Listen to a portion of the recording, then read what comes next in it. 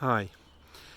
There's a story that's told around this time of year, just after Easter, called On the Road to Emmaus. You can find it in Luke 24 if you want to look it up. But it's about two friends on a long walk after Jesus' execution, talking about the events of those fateful days. And as they're walking, they don't recognise that the person that's joined them on the walk is Jesus.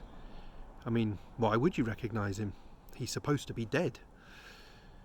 He asks them what they're talking about, and they tell him about their friend who's been killed, and how not only did their friend die, but their hopes died with him. And they also tell him about their women friends and their dubious stories about Jesus being alive. So Jesus engages them in conversation about all this and more as they walk further and further from Jerusalem. At the journey's end, Jesus goes to walk on, but the friends ask him to stay and eat with them. As he breaks bread, they finally cotton on who he is. And of course, in that moment, he's gone. So what do? They rush back to Jerusalem, all 7+ miles of it, to tell their remaining friends. And then the story goes on from there.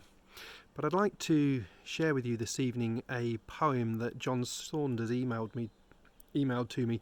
It's by somebody called Cath, Vyse, I think I've pronounced that right, and it's simply called Emmaus.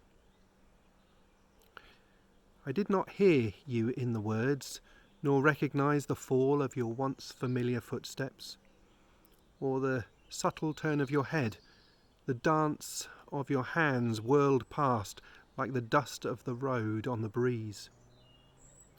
My eyes were heavy-lidded with grief, my senses dulled, pulled into the soft bed of despair where hopes die and dreams hide.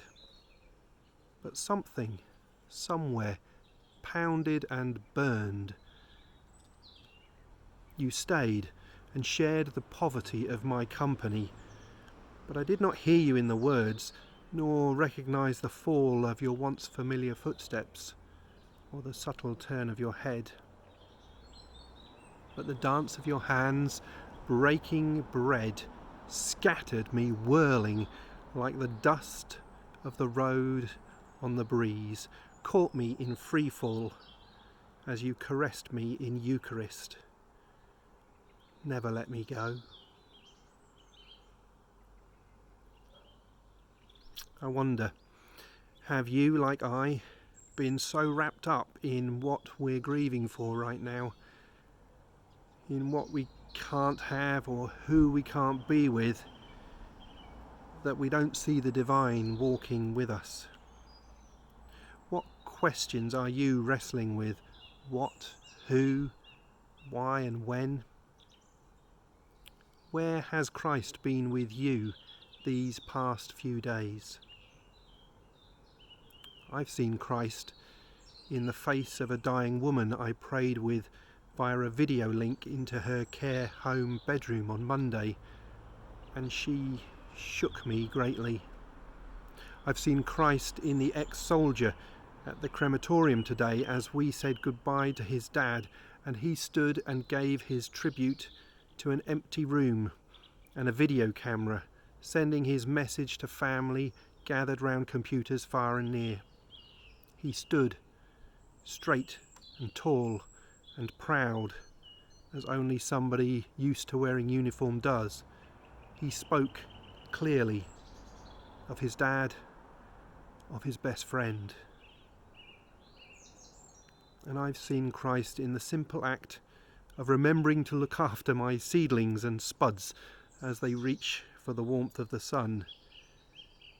An act that, at its most basic, is about nurture and patience and constancy.